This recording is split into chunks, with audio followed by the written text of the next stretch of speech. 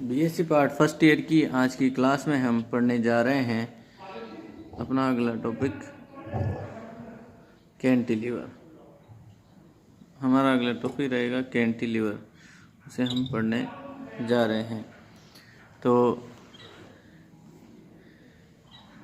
जो कैंटिलीवर है, इस तरह से जो है, जब किसी छड़ के एक सिरे को कस दिया जाता है, ये छड़ का एक सिरा हमने कस दिया ऊपर और दूसरे सिरे पर हमने क्या किया, भार आरोपित कर दिया। इस दूसरे सिरे पर हमने भार आरोपित किया हुआ है, इस दूसरे सिरे पर हमने यहाँ से भार आरोपित किया है। ये ओ पी एक छड़ है, ओ सिरे को कस दिया, पी सिरे पर हमने भार आरोपित कर दिया।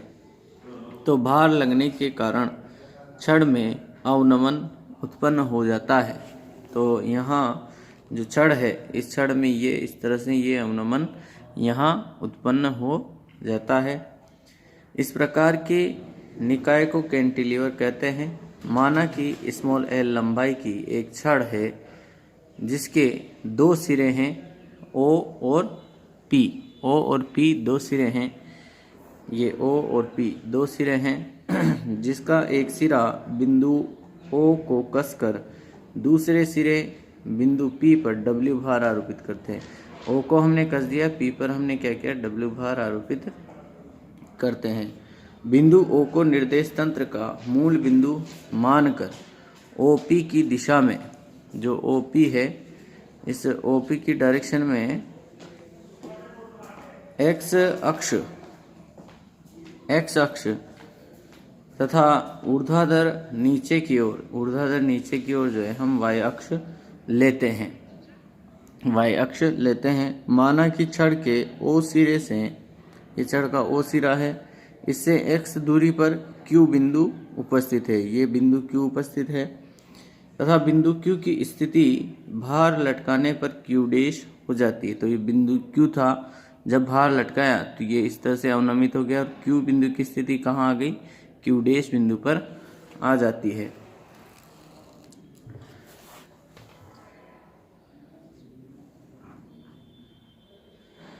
Q डैश हो जाती है, जो कि चित्रानुसार दर्शाई गई है, अर्थात OQ बराबर x है और OQ डैश हमारे लिए क्या हो गया, y हो गया, क्योंकि OP डायरेक्शन में हमने x अक्ष लिया, उसके लंबवत y अक्ष लिया। तो OQ तो हमारे x हो गए और QQ डैश हमारे पास कितना हो गया, y हो गया। QP की बात करें तो QP बराबर L माइनस एक्स। तो केस फर्स्ट देखें, जब छड़ का भार क्या हो, नगण्य हो। जब छड़ का भार नगण्य होगा तो इस स्थिति में जो बिंदु Q डैश है, बिंदु Q डैश के सापेक्ष जो लगने वाला बलाघूर्ण है वो होगा टो इज इक्वल टू उस बिंदु की दूरी, यानी कि जो Q बिंदु है वो कितनी दूरी पर होगा, कि L माइनस एक्स दूरी पर, इनटू लगने वाला भार। ठीक है, तो बंकन आघूर्ण की बात करें तो G is equal to y upon R into I G.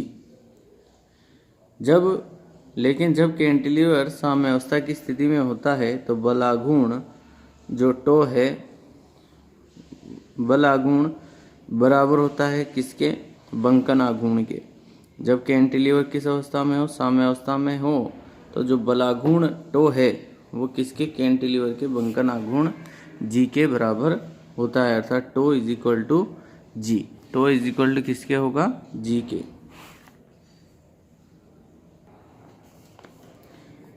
तो W into L minus x is equal to y upon R into I G बनेगा हमारे पास।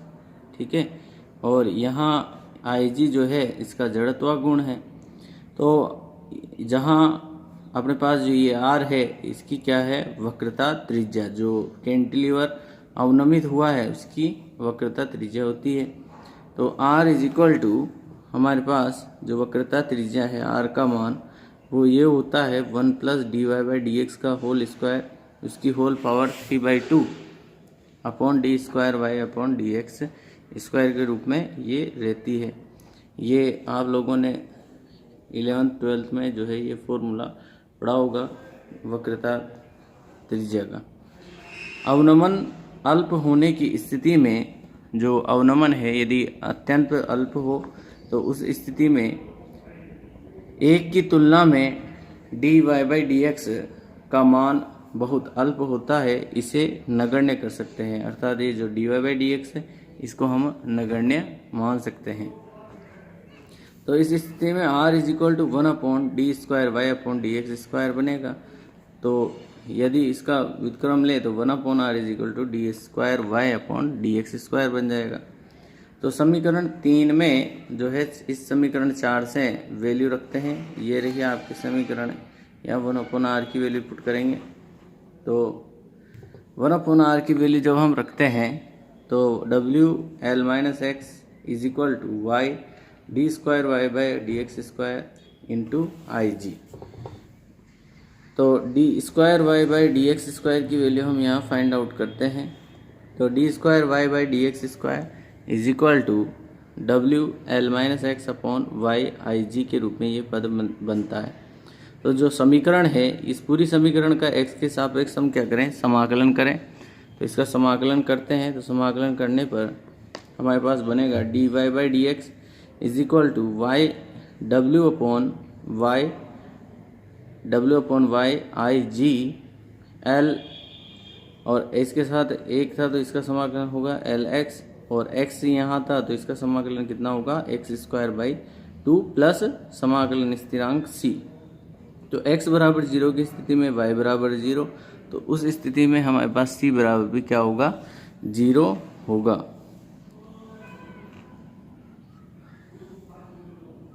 तो इस स्थिति में हमारे पास जो है dy/dx = WYIG Lx - x²/2 यहाँ बनता है। तो समीकरण का जो x के सापेक्ष समाकलन करने पर अगेन ये जो इक्वेशन मिली हमें, ये जो इक्वेशन मिली, इस समीकरण का हम फिर से जो है विद रेस्पेक्ट टू x इसको इंटीग्रेट करते हैं। तो y = WYIG Lx²/2 - x⁴/6। देखिए x² था, x² का यदि हम समाकलन करेंगे तो x की n+1/n+1। तो इस तरह से यहाँ जो है इसका समाकलन कितना होगा, x⁴ इंटू 2 इंटू 3 यानी कि 3 6 बनेगा यहाँ, प्लस c डैश। तो x = 0 पर y = 0, तो c डैश का मान कितना हो जाएगा, 0। तो y = हमारे पास बनेगा WYIG Lx²/2 - x⁴/6। अब बात करते हैं कुल अवनमन की। तो कुल अवनमन की स्थिति में जो y है वो उसको हम डेल्टा से ले रहे हैं, और y = डेल्टा और x = कितना हो जाएगा, l रखने पर हमारे पास जो कुल अवनमन आएगा वो होगा डेल्टा = WL⁴/3/3YIG के रूप में। नेक्स्ट हम बात करते हैं दूसरी कंडीशन की, जब छड़ के एकांक लंबाई का भार W' रहता हो। यानी कि जो छड़ है, छड़ की एकांक लंबाई का जो भार है वो W' है। तो इस स्थिति में जो है अवनमन कितना होगा, तो यहाँ देखिए ये इसका डायग्राम है। ये छड़ अवनमित हो रही है, ये Q बिंदु है, ये Q' बिंदु है, ये x डिस्टेंस यहाँ से यहाँ तक, ये L-x डिस्टेंस, और अवनमन ये जो हो रहा है ये डेल्टा है, और ये एकांक लंबाई का भार है W' O' पर, ये W भार, और यहाँ से यहाँ तक जो छड़ की लंबाई है वो L है। तो यहाँ जो है हम देखते हैं चित्रानुसार दंड अल्पांश Q' P' के मध्य बिंदु O' स्थित है। तो चित्रानुसार जो दंड का अल्पांश है Q', ये रहा Q' और O', ये Q' और P', Q' और P' के मध्य बिंदु O' स्थित है। बिंदु O' जो है क्यू डैश से इस क्यू डैश से L माइनस एक्स बाई 2 दूरी पर स्थित है। ओ डैश पर दंड क्यू डैश पी डैश के भार के कारण लगने वाला जो भार है वो कितना है, W dash into L minus x के बराबर होगा। यहाँ जो लगने वाला भार है वो किसके बराबर होगा, W dash L minus x के बराबर होता है। अतः बिंदु क्यू डैश के सापेक्ष, अतः बिंदु जो क्यू डैश है इसके सापेक्ष कुल विक्षेपक बलाघूर्ण का मान होगा tau is equal to L minus X into W plus L minus X by 2, यहाँ से यहाँ तक की दूरी कितनी है, L minus X by 2 into यहाँ लगने वाला भार वो कितना होगा, W dash L minus x के बराबर होगा।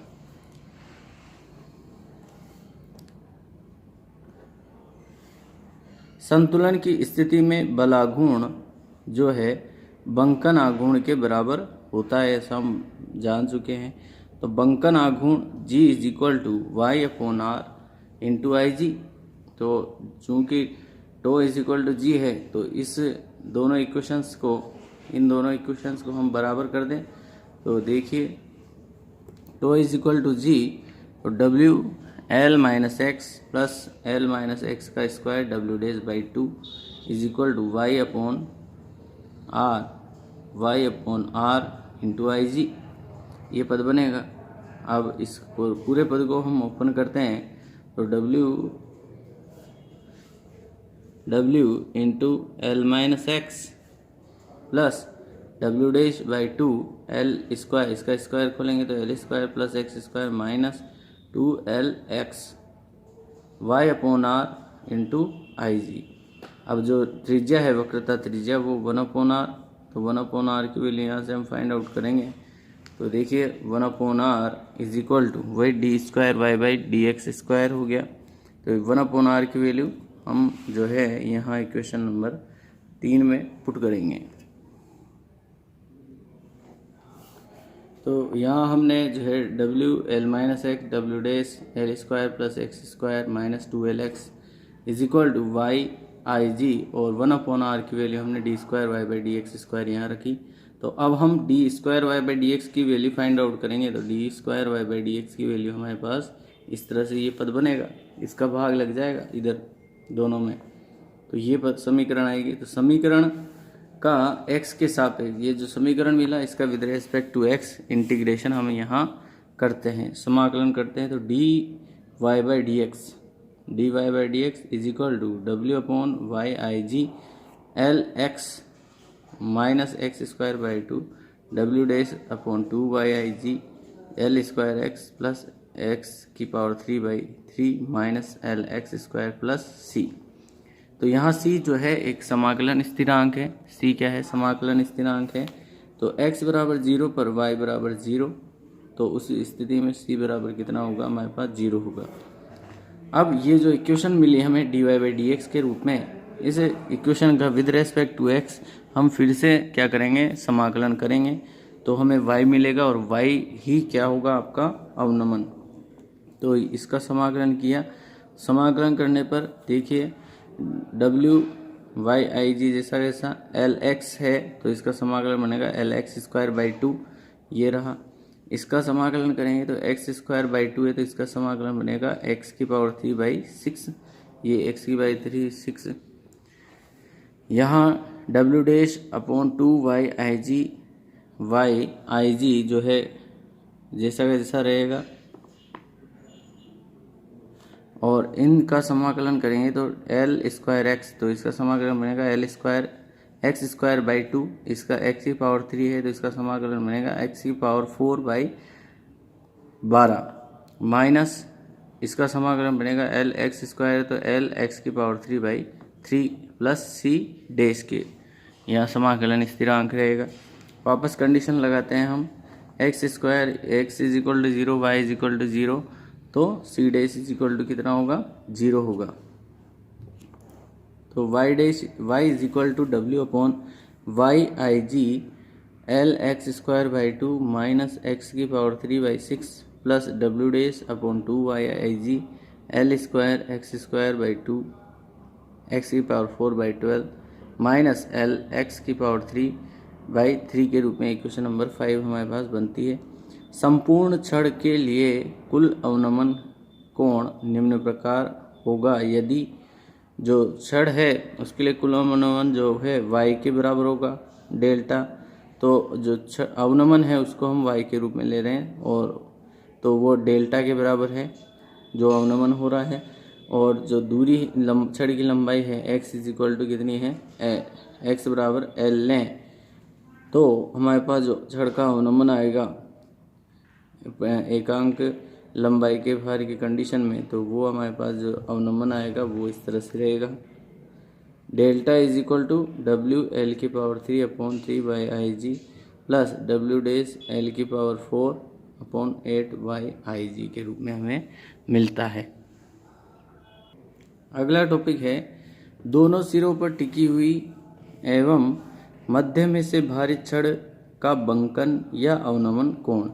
तो एक छड़ है इस तरह से एल लंबाई की, ये इसका मध्य बिंदु O है, ये इसके जो दोनों कॉर्नर हैं वो दो जो है सिरों पर, दो स्थिर सिरों पर टिके हुए हैं। और अब हम इस मध्य बिंदु O पर एक W भार आरोपित करते हैं तो छड़ इस प्रकार से बंकित हो जाती है और इस आधे भाग पर W/2 और इस आधे भाग पर W/2 भार लगता है और यहाँ से यहाँ तक की लंबाई L/2 और इस अवनमन की लंबाई L/2 होती है। तो चित्रानुसार माना कि L लंबाई की एक छड़ है जिसके दोनों सिरों को जो है स्थिर कर दिया जाता है और मध्य बिंदु O पर W भार लटकाया जाता है। तो भार लटकाने से यह छड़ दो समान कैंटिलीवरों की भांति कार्य करती है। जैसे एक कैंटिलीवर तो ये हो गया और दूसरा कैंटिलीवर इस तरह से ये बनता है। तो दो कैंटिलीवरों की भांति कार्य करती है जिनसे में से प्रत्येक की लंबाई कितनी है L/2 और उन पर आरोपित भार का मान कितना होगा W/2 होता है। इसलिए यह छड़ मध्य में से अधिकतम अवनमित होती है। अधिकतम अवनमन की स्थिति में जो अवनमन कोण होगा delta is equal to WL की पावर 3/3/IG के रूप में रहेगा। अब यदि आधे कैंटिलीवर की बात करें, तो आधे कैंटिलीवर के लिए जो हमारे पास है भार होगा वो हो जाएगा W/2 और L is equal to L/2 रखते हैं। तो delta is equal to W/2 L/2 की पावर 3/3/IG। तो delta is equal to W/2 और L की पावर 3/8। तो इसको सॉल्व करते हैं तो delta is equal to WL की पावर 3/48/IG यहाँ हमें मिलता है। अब छड़ यदि आयताकार है तो IG का मान कितना होगा BDQ/12 है ना, और यदि छड़ बेलनाकार है तो πr की पावर 4/12 इस तरह से हो जाएगा। तो IG बराबर BDQ/12, तो delta is equal to 4WL की पावर 3/IG। तो यहाँ इससे मल्टीप्लाई 48, तो ये कैंसिल हो जाएंगे 12 से 48, 12 से 48 कैंसिल, BDQ यहाँ बचेगा तो WLQ/4/BDQ। आइए हम एक यहाँ पर नोट को पढ़ते हैं। गर्डर की जो आकृति है I आकार की रखी जाती है क्योंकि चौड़ाई बढ़ाने पर अवनमन कोण कम हो जाता है। इसीलिए यहाँ B जो विड्थ है उसको बढ़ाने से उसका जो है अवनमन क्या हो जाएगा, कम हो जाता है। साथ ही लोहे की भी बचत होती है। इसलिए अवनमन कम करने के लिए B की तुलना में D को बढ़ाया जाता है। तो B की तुलना में जो है D को बढ़ाएंगे तो D की पावर 3 है, तो यहाँ D को बढ़ाने पर कितना, इसकी पावर 3 होने के कारण जो है अवनमन कब सबसे कम होगा। तो आज की क्लास में हम इतना ही पढ़ते हैं। नेक्स्ट क्लास में नेक्स्ट टॉपिक लेंगे। Thank you.